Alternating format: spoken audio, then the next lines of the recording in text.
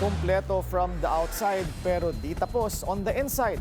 Ganyan ang itsura ng isang multi-purpose building na sinadya ng Bilyonaryo News Channel sa Quezon City. Higit 30 million pesos daw ang kontrata pero hanggang ngayon nakatenga. Narito ang exclusive agenda report ni Joash Malimban. 100% accomplished na ang two-story multi-purpose building with gymnasium na ito sa Barangay UP Campus, Quezon City, ayon sa DPWH Transparency Portal. November 13, 2023 pa nakalagay na tapos ang project pero hanggang ngayon nananatili itong non-operational. Buo ang gusali mula sa labas pero pagpasok sa loob, tila hindi naman daw natapos ayon kay Ruben, isang barangay official na tumangging maghayag ng kanyang tunay na pangalan. As in, walang flooring. Flooring nga, rubber. Mas makinis pa nga ito eh. Walang board, walang ring. Walang ilaw. Walang aircon. Kita pa rin ng mga nakausling bakal sa ilang bahagi ng gusali. Ang mga CR, hindi rin daw tapos. Yung CR, tatlo siyang bowl, pero walang division. Kaya nga sinasabi namin, paano yung pag nagsabay-sabay nag-CR, ano yung kapit kamay sila? Diba? So talagang yung electrical, kulang-kulang din. Nakakuha kami ng opisyal na plano at mga dokumento kaugnay ng naturang gusali. Kumpleto na dapat ito sa halagang 32 million pesos at awarded noon sa kumpanyang Arcon Builders. Para kay Ruben, mismanagement ng pondo ang nangyari mula sa mga humawak nito. Nagkaroon ng request si Kongbong sa DPWH, which is na-approve naman.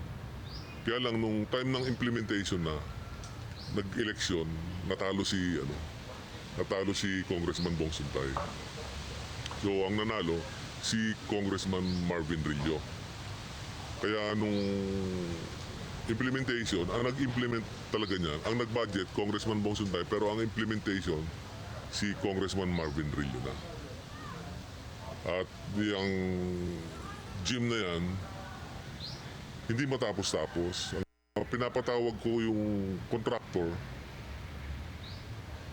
hindi ako sinisipot para i-update ko ba siya, ano nangyayari, bakit hindi pa natatapos.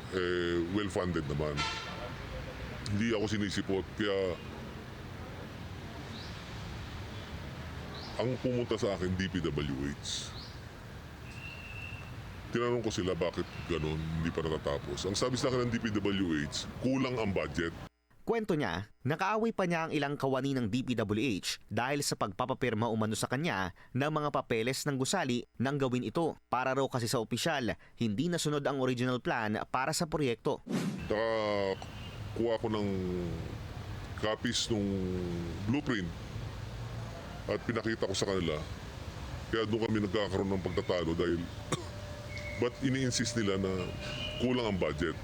Dito pa lang sa dokumento na hawak namin, kumpleto.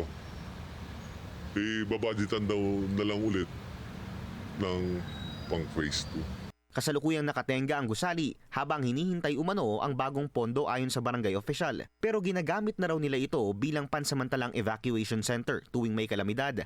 Para naman daw mapakinabangan ang gymnasium na mahigit 2 taon nang nakatenga.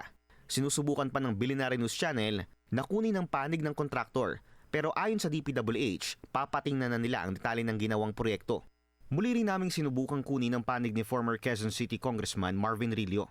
Ayon kay Rillo, walang kahit na anong dokumentong magtuturo na involved siya sa mga delayed projects sa kanyang dating distrito.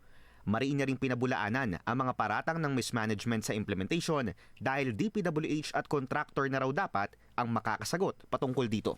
Para sa agenda, Joash Malimban, Bilyonaryo News Channel. Manatiling nakatutok sa Bilyonaryo News Channel, sumubaybay sa aming social media accounts at mag-subscribe sa aming YouTube channel para sa mga eksklusibong balita at storya.